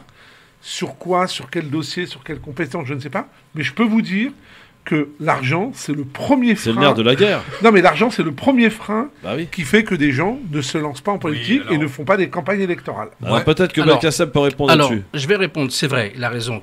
Oui, c'est le nerf de la guerre, l'argent. Mais pas seulement. Si vous êtes dans un parti politique, vous avez de l'argent. Expliquez-moi pourquoi nous représentons. Voilà. Il y a des partis politiques. Je parle de ce que je connais, notamment dans le 93, dans le Seine-Saint-Denis. Il y a la droite, il y a la gauche. Expliquez-moi pourquoi c'est toujours les mêmes qui prennent la parole pour les autres. Vous avez de l'argent. Mais si les décideurs ne décident pas de vous dire on vous donne votre chance parce que vous représentez quelque chose, un savoir-faire, le faire. C'est-à-dire que si moi je suis... Deux minutes, s'il te plaît. Pardon, mais vous interrogez le processus de sélection des partis politiques. Et qui est effectivement problématique parce qu'il ne reflète pas assez la diversité des quartiers, la diversité des villes. Mais je précise également parce que, par exemple, je vais prendre une ville comme Aubervilliers. Vous avez à peu près 80 000 habitants à Aubervilliers. Vous avez combien d'électeurs inscrits aujourd'hui à Aubervilliers? Vous avez 25 000 électeurs inscrits. Et sur ces 25 000 électeurs inscrits, vous en avez à peu près 20% qui vont aller voter. Donc, vous avez un vrai problème. Vous avez des habitants qui vivent leur ville. Je prends Aubervilliers, j'aurais pu prendre une autre ville, qui vivent leur ville et qui ne sont pas consultés pour simplement les décisions de base. Et Aubervilliers, vous avez plus de 50% de la population qui est étrangère en situation régulière. Voilà pourquoi je dis qu'à un moment donné, si on veut relancer aussi la démocratie de proximité, il faut aussi que dans ces quartiers, les gens qui y habitent aient le droit de voter. Ça, c'est le côté gaucho qui ressort. Alors, ça n'a rien de gaucho. Non, mais je plaisante. Moi, on peut taquiner un peu. Hein. Oui, mais je suis pas... Non, c'est pas gaucho. C'est pas une insulte, tu sais. Oui, non, mais c'est une permanence dans mon engagement depuis 40 ans. Oui. Et donc, je ne vais pas l'abandonner aujourd'hui. C'est pas les mecs de droite qui vont te la proposer. Ça. Moi, j'habite Pantin. Oui. Je suis membre de nombreuses associations sur les populations, l'insertion des personnes marginalisées et de l'handicap. Par mon métier, je suis en contact avec des gens talentueux. Dans les villes de Aubervilliers, Pantin. Alors, expliquez-moi, ces gens qui sont capables de prendre en charge des associations, des malheurs du quotidien, des malheurs de tous les jours ou des bonheurs, ne sont pas capables de représenter cette population. Mettons des gens, des éducateurs, des gens de quartier, le boulanger, le pâtissier, et vous allez voir si les gens ne vont pas s'intéresser. Le politique, c'est devenu... Non, c'est pas magique, mais ça peut aider. Ça peut aider d'avoir des gens qui vous représentent. Ça peut aider. La politique, c'est devenu un métier. Oui, mais Salem, vous dites effectivement d'infiltrer les partis, mais il y a un problème, c'est qu'il y a une sélection à l'intérieur même du parti pour être désigné comme candidat, et vous le savez. Et ça peut être très discriminatoire parfois, sans faire de procès à aucun parti. Mais surtout si c'est vertical. Oui, bien sûr. Christophe, tu as raison. Et je crois qu'aujourd'hui, les partis ont atteint la limite de ce qui existait. On sait tous... On a vu le parachutage, comment ça marche. Non, mais on sait tous qu'il y a parachutage, magouille, copain, tout ce que tu veux. Mais en tout cas, c'est pas la compétence qui donne la primeur et l'investiture. Les partis politiques ne financent pas les campagnes municipales, etc. Moi, j'ai fait... Non, mais si t'es pas le copain du patron de là-haut, bah t'as rien. Moi, j'ai fait des campagnes, aucune n'a été financée par le parti politique, parce que le parti politique, tu veux y aller, vas-y. Moi, j'ai des gens qui se sont entendus dire, non, on va pas te donner l'investiture. Je parlais pas pour moi, mais une autre personne qui se reconnaîtra si elle entend l'émission. On lui a dit, mais non, mais toi. Socialement parlant, tu n'as pas d'argent, tu ne pourras pas faire une campagne et une banque ne te prêtera pas. Écoute, je ne l'ai pas entendu de vive voix, mais ça a été porté à ma connaissance. La deuxième chose, moi je crois que une minorité a complètement a fait un hold-up sur le monde politique, et c'est de l'entre-soi. C'est les petites affaires entre Pierre, Paul, Jacques. D'ailleurs, on le voit bien, les alliances... Pierre-Henri. Les alliances et autres, il n'y a plus de conviction. Ce que je crois aussi, c'est qu'il faut expliquer... Moi, je trouve une initiative comme celle-là, et je disais à Salem, les premiers qui vont tomber dessus, ce sont les partis politiques qui ont tous leur école de formation pour toucher les subventions, pas pour autre chose, puisque quand vous êtes un élu, vous avez un droit à la formation. Et d'ailleurs, beaucoup l'utilisent pour aller dans les universités d'été et autres. Je pense qu'il faut déranger le système. Je pense qu'il faut dire à un boulanger...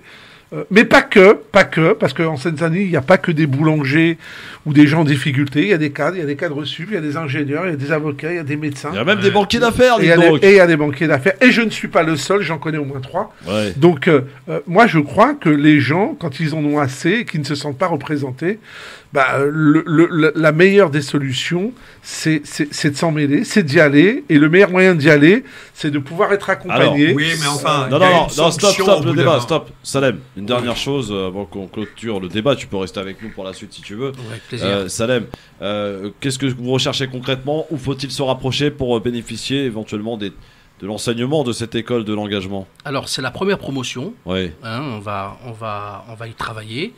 J'espère qu'il y aura une seconde. Pour l'instant, la sélection s'est faite sur ça. D'accord. Combien de... Alors, au début, 300 demandes, 28 sélectionnés. Ah oui. Par une équipe de bénévoles, de différents milieux.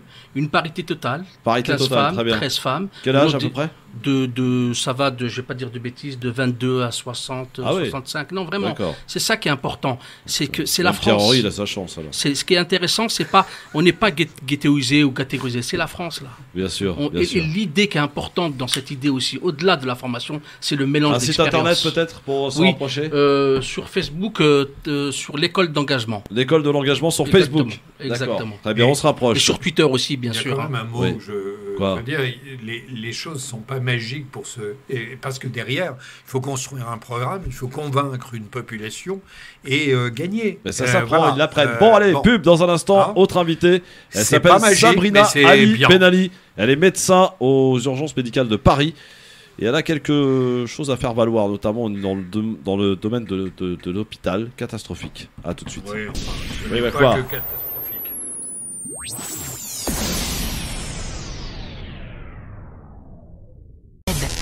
Le grand forum sur France Maghreb 2 avec Karim Alouache, avec Pierre-Henri et Sadek Salem qui est avec nous aussi, Salem Belkacem pardon qui est avec nous aussi pour nous parler de l'école de l'engagement, la première promotion Salem qui a débuté. Vous avez débuté les travaux? Tout à fait, on a débuté début juin à Montpellier.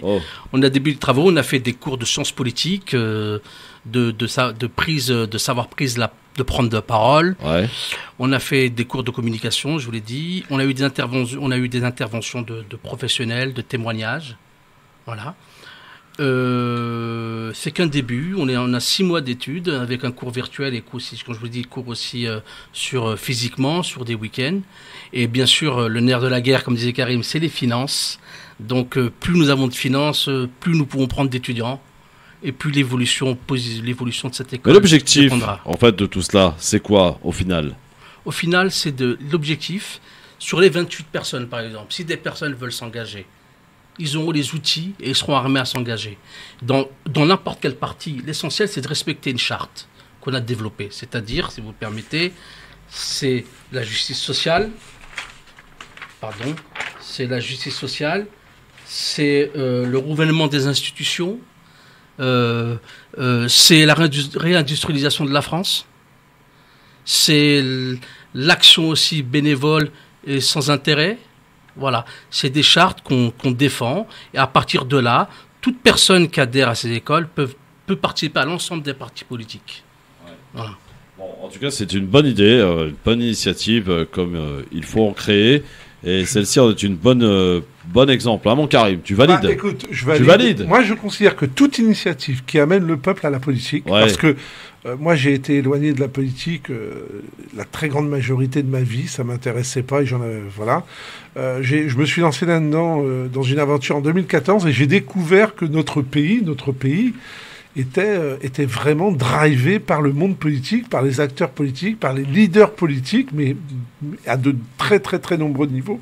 Donc moi je dis aux gens, allez-y, il faut s'en mêler, il faut y aller, il faut apprendre, il faut s'y intéresser, mais pas s'y intéresser. Voilà, le peuple n'est pas là pour coller des affiches ou distribuer des tracts. C'est ça qui est important. Exactement. Il faut passer maintenant à autre chose, à la représentativité, c'est-à-dire être candidat. Être candidat, on peut commencer sur une liste, mais il faut y aller. Il faut vraiment prendre la place parce que il n'y a pas meilleure personne pour vous représenter que vous-même. Et pour reprendre la phrase de Mandela, tout ce qui est fait pour moi sans moi est fait contre moi. Et c'est exactement ce qui se passe. Vous savez, un jour, il ne faut pas croire non plus, Karim, que c'est magique et qu'on va se retrouver aux affaires. Non, c'est pas ce que je dis. Les partis politiques sont aussi le reflet aujourd'hui de la démocratie dans le pays. Et si un certain nombre de gens se sont retrouvés aux affaires, là encore, avec une participation moindre, c'est quand même, malgré tout, l'expression du peuple. Et donc, moi, je suis absolument fan de ce genre d'initiative, dès lors que ça accroît la connaissance, dès lors que ça accroît la participation et ça renforce finalement la démocratie et l'adhésion aux principes de la République.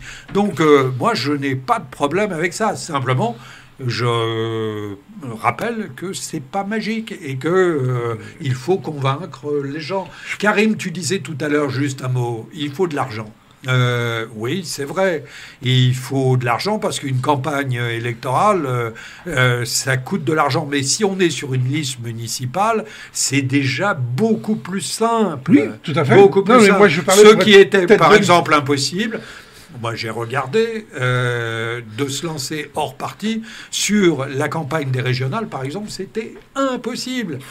Parce que financièrement, la couverture sur 8 départements, par exemple, en Île-de-France... C'est quelques centaines de milliers d'euros. Ben voilà. Voilà, donc, tout de suite. Là, tu ne peux pas y aller. Moi, je suis allé aux élections dernières à Paris. J'étais tête de liste dans le 10e. J'étais dissident avec Cédric Villani. C'est très clair que j'ai pris un risque financier, j'ai fait un emprunt. Il se trouve que nous avons fait 8%. Risque financier avec Villani en même temps. Nous avons fait 8% sur Paris, nous avons été remboursés. Mais c'est un risque. Non, mais il a raison, Pierre-Henri. C'est quand même lui qui a avancé l'argent parce qu'il était tête de liste dans son arrondissement. Pour être très clair, j'ai avancé 30 000 euros. Ça pose un vrai problème. Bah oui, ça pose un vrai problème. Ça veut dire que non seulement pour faire de la politique, il faut être riche. Ce que je comprends, mais oui. Il faut être riche. Et deuxième champ, il faut avoir aussi des connaissances prérequis et de certaines catégories. J'ai avancé 30 000 euros pour la liste. Pour l'ensemble de la liste. Et donc, derrière, j'avais un mécanisme de remboursement. Voilà. Mais il se trouve que... Si tu ne faisais pas les 5%, bah, tu faisais pas sur 30 000 euros. Absolument. Voilà. Et c'était moi qui prenais la responsabilité. Et toi seul, d'ailleurs. Hein. Oui, absolument. Est-ce que la question, c'est pas de changer ce système-là mais en même temps... Mais Pierre-Henri, il y a plusieurs initiatives. Depuis le référendum du 2015, où le peuple n'a pas été écouté, il y a plusieurs 2015 sur le référendum de Maastricht. Tu t'en souviens? 2005, pardon. Oui, 2005. Ouais. À partir de là, Pierre-Henri, le peuple n'a pas été coupé. Plusieurs événements. Je parle d'événements. Les Gilets jaunes, c'est un exemple. On ne les écoute pas, ça devient de la violence. Donc, il faut quand même se poser la question de cette représentativité. Je ne sais pas ce qu'il fallait écouter chez les Gilets jaunes. Mais il fallait quand même les écouter, qu'on soit d'accord ou pas. Ils ont parlé. Avant que ça soit comme ça, on aurait pu les écouter. On aurait pu peut-être éviter cette violence, discuter avec eux. Mais alors, je reviens sur ça. Si depuis cette histoire-là, on voit aussi l'abstention qui n'arrête pas d'augmenter, il y a un vrai problème démocratique, ce système démocratique en France. Donc, pour le changer, il y a plusieurs initiatives. La nôtre, c'est une comme d'autres. Et depuis 2005, il y a vraiment une vie citoyenne à l'extérieur des partis. Maintenant, cette vie citoyenne, comment peut-elle intégrer ce système? Non, mais le débat est là. Au niveau local, je pense que c'est indispensable. Voilà. Mais clairement, les partis politiques ne représentent plus les Français. Ils ont rien. Tu peux pas dire ça, Karim. Non mais je parle statistiquement parlant. Pourquoi il peut pas dire ça? Mais parce que c'est faux. Pourquoi c'est faux? Ils s'en foutent en vrai. Moi je vais te dire, la majorité des gens ne votent pas. Moi, les hommes politiques que j'ai côtoyés et ceux que je rencontre et dans plusieurs partis, sans couvert. Non, attends, je voudrais terminer. Ils s'en fichent. Moi, quand j'ai dit à quelqu'un, mais t'as été élu avec un taux de participation de 30%, je m'en fous. Je suis élu. Oui, bien sûr. C'est ça. Et quand j'ai vu comment sont construites les listes, Je parle même pas de Paris. Et je parle même pas de comment on traite ceux qui ont un avis divergent. Mais quand je vois comment ont été construits les listes au régional, il y a un vrai scandale au régional. Je prends la liste de Laurent Saint-Martin. Sur 15 élus à la région Île-de-France, qui est déjà bon, on fera pas de commentaire là-dessus, 14 ont déjà des mandats députés, sénateurs, maires, ministres. C'est pas normal. C'est pas normal. Bien sûr que c'est pas normal. Ça, c'est pas normal. On devrait pas pouvoir avoir plus de un mandat, quel que soit le mandat. Et on fait un choix. Si on fait un choix d'un mandat local, on reste local. Si on fait un mandat de député, on reste que député. C'est ça ce qu'il faudrait faire. La deuxième chose qui est pas normale, moi je trouve, et je me bats là-dessus, c'est le congé d'élu. C'est pas normal. Je vous donne un exemple. Vous avez un super parce job. qu'on a notre invité qui attend là. Vous avez un super job, vous faites quelque chose, voilà, et vous avez envie de participer à la vie politique. Tu peux le faire. Tu peux le faire, mais aucune société te permettra de t'absenter pendant 5 ans. Bon, on accueille. Stop. Tu as un aménagement qui est tout à fait possible. Selon la nature du mandat que tu exerces. Oui. Stop, merci beaucoup. Docteur Sabrina Ali Ben Ali est avec nous. Ouais, c'est l'heure, faut respecter la cadence, les gars. Sabrina Ali Ben Ali, docteur, bonsoir. Bonjour. Bonsoir et bienvenue sur France Maghreb 2. Vous êtes médecin aux urgences médicales de Paris, si je dis pas de bêtises, auteur d'une interne révoltée. On a envie de savoir, Sabrina, ce qui se passe dans les hôpitaux en ce moment. Est-ce que d'abord ça va mieux, la 4e vague étant en action? Est-ce qu'il faut craindre encore un débordement des services? Comment ça se passe, vous, de votre côté, Sabrina? Bien sûr qu'il faut craindre à nouveau un débordement des services. Alors, la 4e vague, elle arrive. Donc, il y a toujours un décalage dans les hôpitaux. Quand la vague arrive de contamination, c'est pas le moment où les patients vont arriver à l'hôpital. D'abord, il faut 7 jours pour incuber le virus, et ensuite, sur le Covid, les symptômes les plus graves et les défaillances arrivent généralement entre J7 et J21. Ce qui fait qu'à partir du moment où l'incidence va augmenter, il faut compter à peu près 3 à 4 semaines pour avoir les premiers patients contaminés à risque de forme grave. Et puis après, forcément, plus il sera là, plus il va se propager. Et donc là, ensuite, d'être le moment où il se propage dans la société, là aussi, ça va être plus long. Pour l'instant, on va être en plus probablement un peu protégé par les distanciations liées à la vie en plein air parce que c'est l'été et que donc beaucoup de gens mangent dehors, etc. Mais ça risque d'être plus difficile dès lors que les vacances seront terminées, que les gens vont se retrouver en appartement, en intérieur, dans des classes, au bureau, etc. Docteur Ali Ben Ali, a priori, il n'y aura pas beaucoup de formes graves puisque beaucoup sont vaccinés maintenant aujourd'hui. Est-ce que ça concerne uniquement que les non-vaccinés qui vont contracter la forme grave du virus? Alors effectivement, les chances de contracter une forme grave quand on est déjà vacciné sont seulement de l'ordre d'une dizaine de %. Donc il est évident qu'il y aura moins de vaccinés. On retrouvera moins de vaccinés dans les services de soins intensifs de réa. D'ailleurs, on a la première étude du New England sur les premiers cas de réanimation et de décès qui montre qu'effectivement la courbe est nettement défavorable aux non-vaccinés. Néanmoins, la proportion de vaccination en France est loin d'être majoritaire à l'heure à laquelle on se parle. Ce qui fait que le virus va quand même continuer de se propager largement. Oui. Alors, docteur, que pensez-vous des nouvelles mesures annoncées par le président de la République en ce moment en débat à l'Assemblée nationale, le fameux pass sanitaire généralisé? Est-ce que c'est une bonne chose pour lutter contre la Covid-19? Écoutez, en ce qui me concerne personnellement, je trouve que l'ensemble de cette crise sanitaire a été traité avec une incurie sans nom, depuis les mensonges jusqu'à la mise en danger des soignants, tout en continuant à fracasser l'hôpital public dont les personnels qui ont été là tous les jours ont été en grève et jamais entendu les années juste avant la pandémie. Et à défaut de faire un mea culpa et de reconnaître qu'il avait mis en danger et obligé certaines personnes à travailler, y compris symptomatiques, aujourd'hui, au lieu d'avoir mis en application les mesures recommandées par l'Organisation mondiale de la santé, c'est-à-dire toutes les mesures d'incitation, d'approcher les centres de la ville, de faire des appels téléphoniques pour aller chercher les personnes âgées qui n'ont pas les moyens de se faire vacciner, etc. Il a préféré prendre un tournant autoritaire en martyrisant et en étant très brutal avec des gens qui sont éprouvés, inquiets, vulnérables, dont on sait qu'il y a une tension psychique intense dans la population avec une augmentation très forte des troubles anxieux, dépression, etc. Et donc là-dedans, cette façon d'imposer une obligation vaccinale à certaines catégories de population et un pass sanitaire qui les distingue au moment où ça fait 1 an et demi que tout le monde a répondu plutôt présent, a plutôt bien respecté les mesures et tout. Voilà, c'est d'une brutalité sans nom. Personnellement, en ce qui me concerne, je pense qu'il aurait mieux valu une obligation vaccinale pour toute la population, en dehors des gens qui sont contre-indiqués à la vaccination, accompagné d'un mea culpa et le fait qu'on s'en sortira pas sans vaccination de la totalité de la population majeure. Malheureusement, Sabrina, c'est pas ce qu'il a fait. Docteur Sabrina Ali Ben Ali, on a bien compris. Si vous pouviez peut-être enlever le kit main libre ou quoi, parce qu'il y a beaucoup de vent visiblement autour de vous. Justement, je voudrais poser la question. Oui, il y a effectivement beaucoup de vent. Bah oui, voilà, c'est ça. Vous n'êtes pas à Marseille, non? Tout va bien. Je suis en Bretagne. En Bretagne, en Bretagne, il y a du vent aussi, voilà, c'est normal.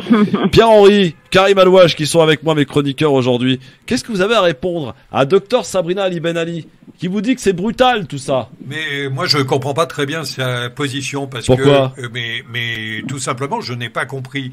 Madame, vous êtes pour la vaccination, vous êtes pour le pass sanitaire parce que à part nous dire que il y a eu une position de brutalisation de la société par le président de la République, mais au passage, je vous rappelle que depuis son intervention, il y a 5 millions de personnes qui se sont inscrites sur Doctolib pour vite se faire vacciner et ils ont eu raison.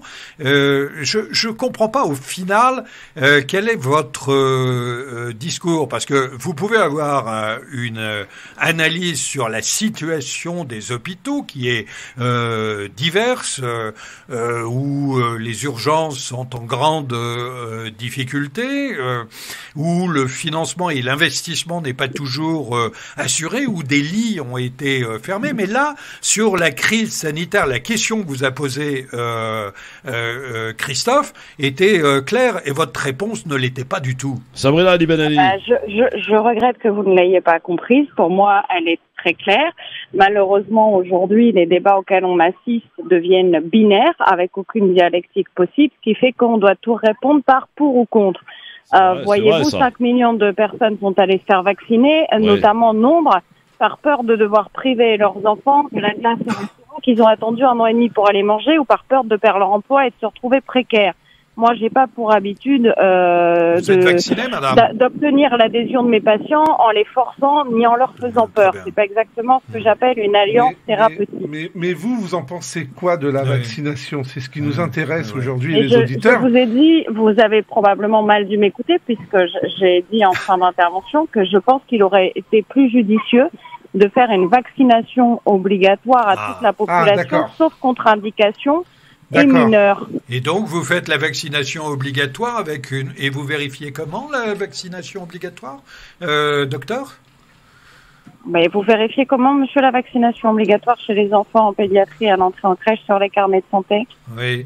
Eh bien, vous êtes bien obligé d'avoir un espèce de passe de vaccination qui vous prouve que vous avez été vacciné, parce que j'entends très bien votre argumentation sur la vaccination obligatoire, pourquoi pas, simplement comment vous vérifiez que l'ensemble de la population est vacciné, comment il participe par une attestation. Par une attestation. Il y a une obligation vaccinale, vous allez tous recevoir une convocation à la sécurité sociale. Après, si ma demande c'est est-ce que vous attendez de moi que je suis quelqu'un pro-flicage une fois qu'on a fait... Vous savez, les gens, est-ce que vous pensez réellement, monsieur, que quelqu'un a goût à se mettre soi-même en danger? Ou sa mère, ou son père, ou son enfant? Alors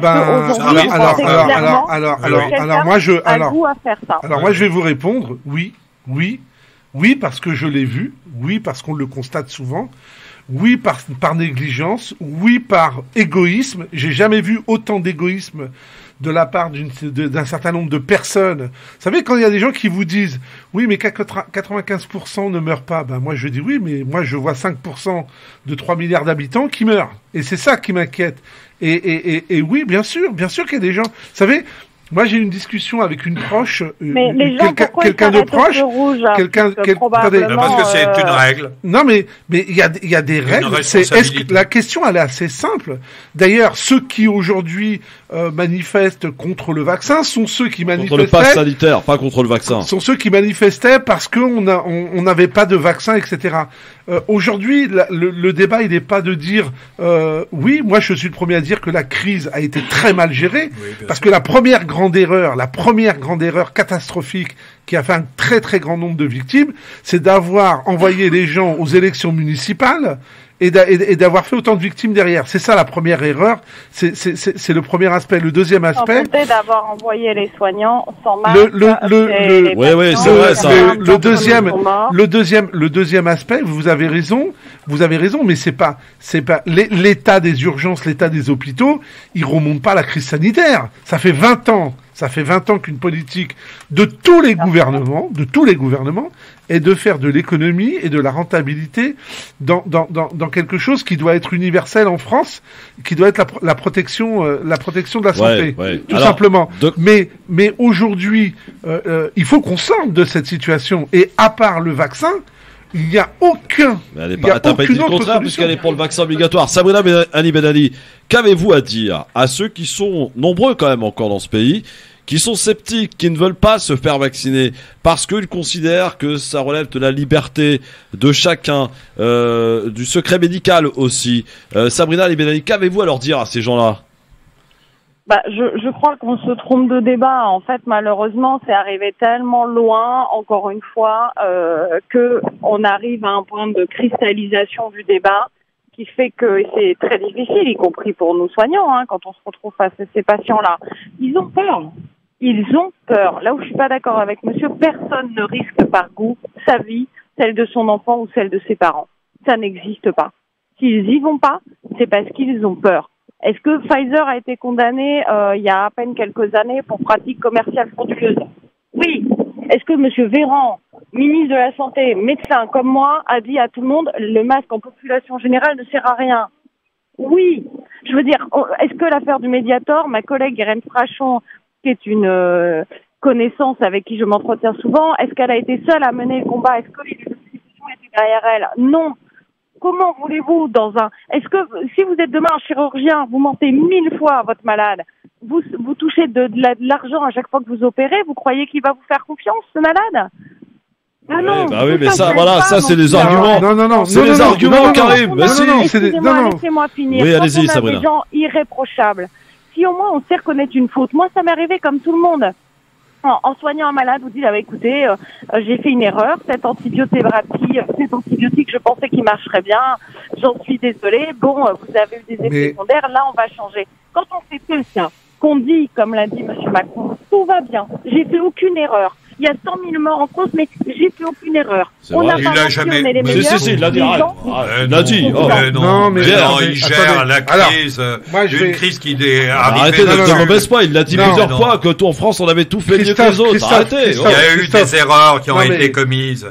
Évidemment, dans la gestion de la pandémie, tout le monde le sait. Oui, mais lui, il n'a pas reconnu les erreurs. Qu'est-ce que tu entends? Qu'est-ce que tu veux entendre? Christophe, des erreurs, il y en a qui ont été commises. Non, mais des erreurs, qui ont été commises, moi je suis le premier à les signaler, qui ont été commises pas par Macron, par toute la classe politique, et je reviens toujours Macron, le président. À ces élections. C'est Macron le président qui arrive. Arrête. Je reviens sur ce qui a été dit. L'affaire du Mediator, c'est local.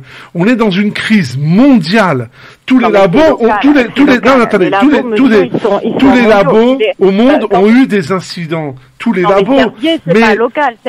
Servier, c'est pas local. Non mais l'affaire du Mediator, on l'a identifié. Là, on peut pas comparer la vaccination à l'affaire du Mediator. Et puis vous parlez de Véran, mais comparer le fait d'être irréprochable. Mais non, mais personne. Non mais attendez, madame. Mais personne n'est irréprochable. Non mais on ne peut pas demander à la population de l'être. Voilà, c'est ça. Non, mais c'est d'accord. On part dans quelque chose qui n'est pas productif. Personne n'est tiré. Laisse-la parler. C'est quoi? Une fois qu'on a dit ça, la réponse, de toute façon, c'est un constat. Vous et moi, on va pas arrêter des laboratoires Gilead demain, ni Servier, ni qui que ce soit. Une fois qu'on a dit ça et qu'on sait que cette défiance-là, elle est là, on fait quoi? On met des consultations à disponibilité des gens. pour qu'ils puissent poser toutes les questions qu'ils ont sur l'ARN messager. On donne les moyens d'avoir des gens sérieux qui répondent aux questions. On assure qu'on va accompagner les gens à la vaccination, qu'on va aller chercher. Au lieu de ça, il se passe quoi? Qu'est-ce qu'on entend pendant 6 mois à la télé, les médias, des Fabrice Guillaume, des Martine Vonner, qui n'ont eu aucune sanction, qui sont là à vous raconter que ça va rendre stérile. Et ces gens-là sont tous les jours invités aux 20h chez Hanouna et compagnie. Voilà ce qu'on laisse faire.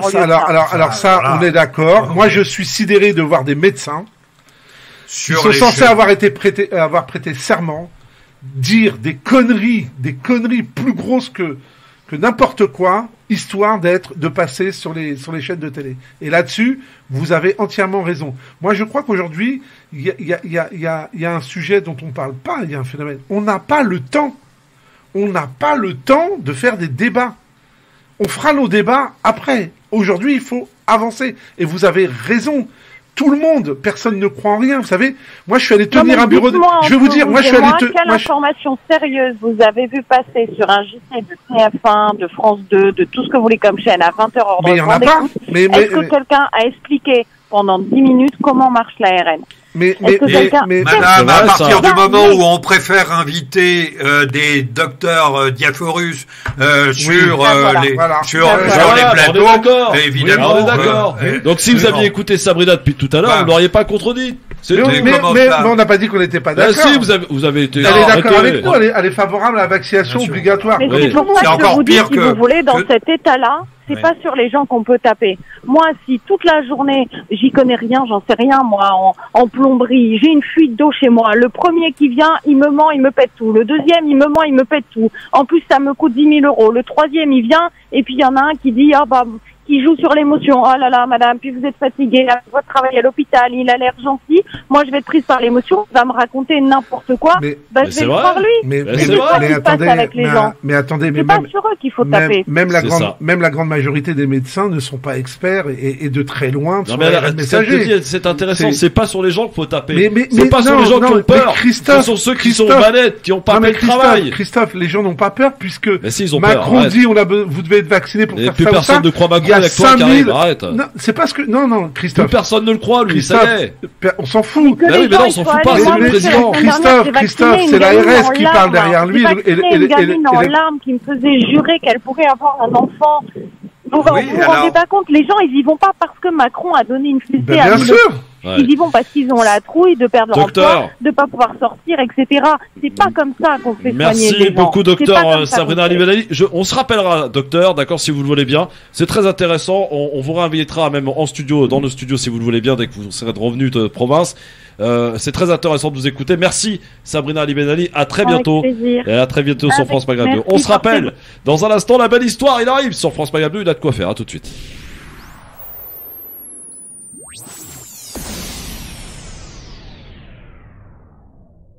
Le grand forum sur France Maghreb 2, Pierre-Henri, Karim Alouache, s'il vous plaît, taisez-vous un peu, ça fera du silence. Allez, messieurs, s'il vous plaît, c'est l'heure de retrouver, Salem, c'est l'heure de retrouver la belle histoire qui a écouté, il vous a supporté pendant 2 heures, réécoutez ce que vous avez à nous dire, il en a fait une petite chronique, la belle histoire, c'est à toi de jouer. C'est quand même extraordinaire ça quand même, hein, il faut vous entendre parler. Hein, c'est quand même assez terrible. Mais bon, comme mon ami Salim Belkacem, là, je pense qu'on va parler de moi chronique. Après, on va parler... Pardon, excusez-moi. Je tourne la page. On va parler de justice sociale. On va parler de passe sanitaire. Et on va passer à ma chronique. La chronique s'appelle Passe-Partout. Vaccinas, trépas, sanitas. Le sort en est jeté.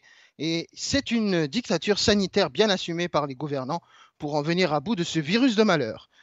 Un sujet qui divise plus que jamais la société tout entière, la vaccination.